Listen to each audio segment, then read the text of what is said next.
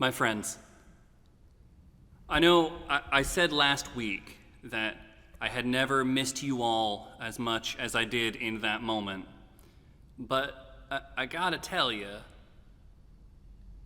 this week it is especially hard for me to not get to spend Easter Sunday with all of you.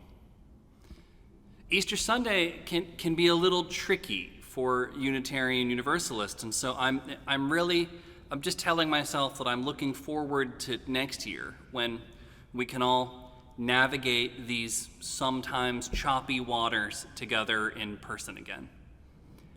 Easter certainly has Christian connotations, right? A story about the death and resurrection of Jesus, and it also has its pagan roots as a celebration of spring and fertility.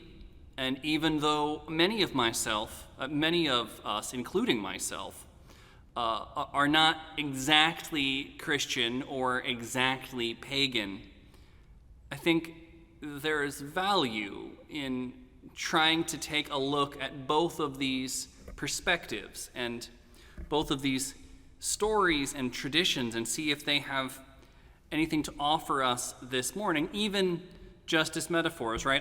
I myself don't believe in the historical factuality of the gospel narratives, but I care deeply about them as stories and as parables. And, I don't know about y'all, but stories and celebrations of rebirth and resurrection sound like exactly what I could really use right now. The Easter story that our Christian kindred tell today is the story of the resurrection of Jesus. In the story, noted activist and rabble-rouser Jesus of Nazareth has just been arrested and executed by the Roman government, and his body has been placed in a tomb. And after 3 days have passed, a group of women from Jesus' community, Mary Magdalene, Mary the mother of James, and Joanna, arrive at his tomb to ritually prepare his body for burial. And they find that the stone blocking the entrance has already been rolled away, and Jesus' body isn't there. And then 2 angels appear in front of them, and the angels ask, "Why do you look for the living among the dead? He is not here, for he is risen." And so the women go back to the apostles, who were Jesus' students and confidants, and the apostles are all just kind of sitting around together and presumably trying to figure out what their lives are going to look like now that their leader has died. And so the women tell the apostles what they've seen, and at first the apostles don't believe the women, but eventually they go and they check it out and they realize that the women were correct. The Bible doesn't include the scene where the apostles apologize to the women for not believing them in the first place, but I like to think that it's sort of implied. So many of us have our own relationship with this story and our own memories of hearing this story. My connection with the story changed a little bit in 2016 when I was in Israel, and I had the opportunity to visit the tomb that in the Protestant community is traditionally believed to be the tomb where Jesus was buried. The tomb is in this beautiful first-century garden that was uncovered by archaeologists, and the garden is traditionally believed to be the Garden of Gethsemane, which is the place where Jesus was arrested. And, I couldn't possibly speak to the accuracy of those claims either way, but it is a garden and a tomb from the right time period, and the tomb looks about right. It has the traditional rolling stone. It's interesting. I always assumed that when it said, the stone was rolled away, that it was just kind of, a big round boulder that someone had kind of, shoved on its side, right? But the stone, it it's kind of a giant stone disc, and it runs on a track, and you do just kind of roll it away. I find these things interesting. But what I remember most vividly about the experience is that when I was there, I spent a lot more time walking around the garden itself than I did in the tomb. The garden is beautiful, and it's my favorite kind of garden, which is to say that it's like sort of maintained, but also like sort of allowed to do its own thing. Like there are paths and stone walls and all that, but the plants look like they really grew there, right? And it wasn't just somebody sort of art directing them. I remember feeling so much more connected to the garden than I felt to the tomb. And so I've been thinking about that connection, right? That connection to the wild and semi-wild parts of the world as I've been getting ready for this Easter. And also thinking about them as I've been reading this book called Dandelion Wine by Ray Bradbury. It's a series of very lyrical short stories based on memories from Ray Bradbury's childhood. It takes place in a small town in the Midwest during the summer of 1928, and it has been a truly fabulous escape from everything going on in the world right now.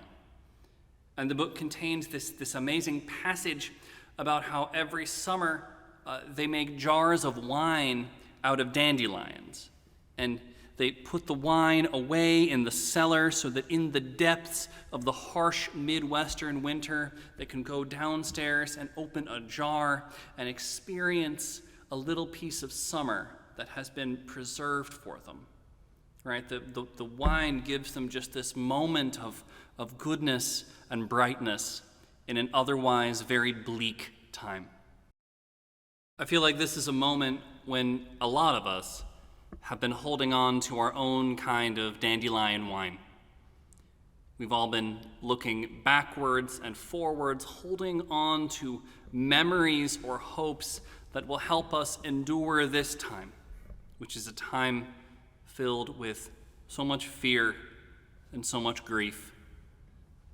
And I know last week I talked all about staying present and giving ourselves to the moment that we are in, and that remains true. But it is important to learn to live in the present without allowing the present to eclipse everything else that has ever been or will ever be. Part of being firmly grounded in the present is knowing who we are and what has made us who we are. Everything we have ever done and loved and dreamed and hoped that has landed us here and now. My wife, Sandra, remarked to me the other day that being present is not static. Right? What presence mean can look different depending on the day and on the need. I think about the apostles, right? Before the women came and told them about this resurrection, just kind of sitting around and thinking, this is it, right? It's over. He's dead. And, experiencing what must have been such an unbelievably painful loss. And, I just kind of see them sitting there in this loose circle and starting to just share the memories that they had, telling stories about their adventures with their friend Jesus. And that, in its own way, is a quiet little kind of resurrection. It didn't bring back their friend, but it brought back a part of them. It helped wake up the part of each of them that was still hopeful and inspired. like a shot of Dandelion Wine on a cold night. And that's a lot of what the pagan understanding of Easter is. It's a holiday about rebirth and fertility, right? And hence the bunnies and the eggs. Those are pagan symbols of rebirth and fertility. It's a holiday about the earth waking up after winter. But I've also always seen Easter as being about something internal as well. I've always seen Easter as a recognition not just of the flowers blooming out of the earth, but as a celebration of the hope and the goodness that can bloom out of each of us, and that was always a part of us, even if sometimes it got buried. I mean, I gotta tell you, the most pagan moment of my spiritual life happened in the tomb at the place that is believed to be the Garden of Gethsemane. I just kept standing there and thinking that I felt the presence of God so much more before I walked in there. And I thought, Easter doesn't happen in the tomb. Easter happens in the garden. Even when we are in the tomb, Easter happens in the garden because the garden is a part of us. The dandelions that we can pick that will bring back the parts of us that we have lost, they aren't in here. They are inside of us, and we need them to survive. And so I want to tell you about a specific kind of dandelion wine that has been helping Sandra and I get through this particular moment. This past February, on Valentine's Day to be exact, Sandra and I found out that we are expecting our first child, who will be born around the end of October. And we were joyful, and we celebrated, and we cried. Our February was pretty great. And then March happened. It is difficult to explain how surreal it is to be expecting a child in the middle of a global pandemic. It's a bizarre combination of feelings, right? I think about the future, and I have so much joy and hope for my own family, and it shows up right alongside the fear and anxiety that I feel about what is going on in our world. It feels like when a friend shows up at your house and you really did, like you tried to get it clean before they got there, but they get to your house and your house is just a mess.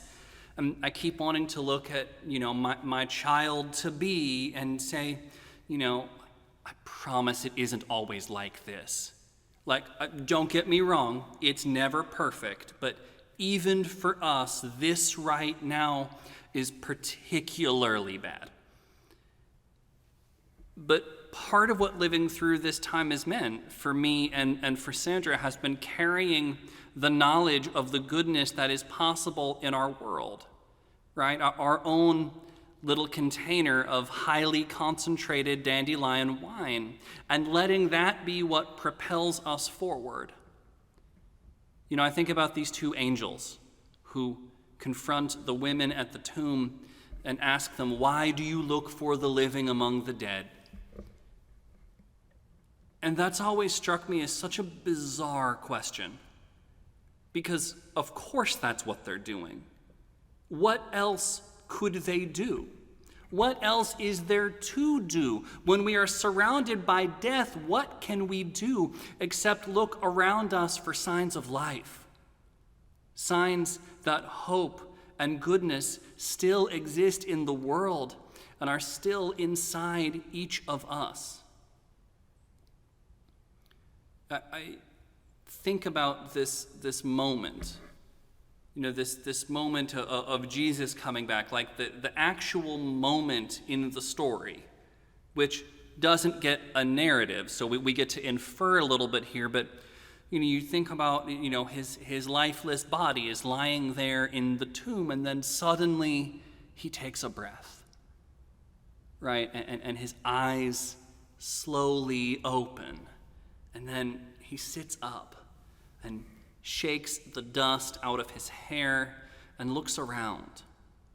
Right? The moment when he hasn't yet gotten up and walked out, but he's just there in the tomb, back in his horribly injured body, only a few days after the unthinkable ordeal that he has just endured. And I imagine him sitting there, having just experienced this really potent example of all of the violence and the evil that humanity is capable of. But also knowing, right, like knowing deep in his heart that that is not the whole picture. Knowing that he has not always been in the tomb, nor has he always been on the cross, I imagine him sitting there and gathering up the memories that he has, right? Memories of his parents who were dark-skinned immigrants who brought him into the world under very difficult circumstances and who always somehow were able to make it work. Memories of his apostles who he loved, who always asked the wrong questions and often drew the wrong conclusions, but who were always willing to listen to him when he challenged them.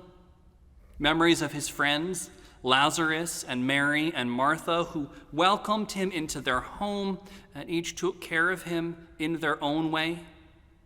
Memories of all of the little children that went running to him at his invitation. I imagine him sitting there and thinking about all of this.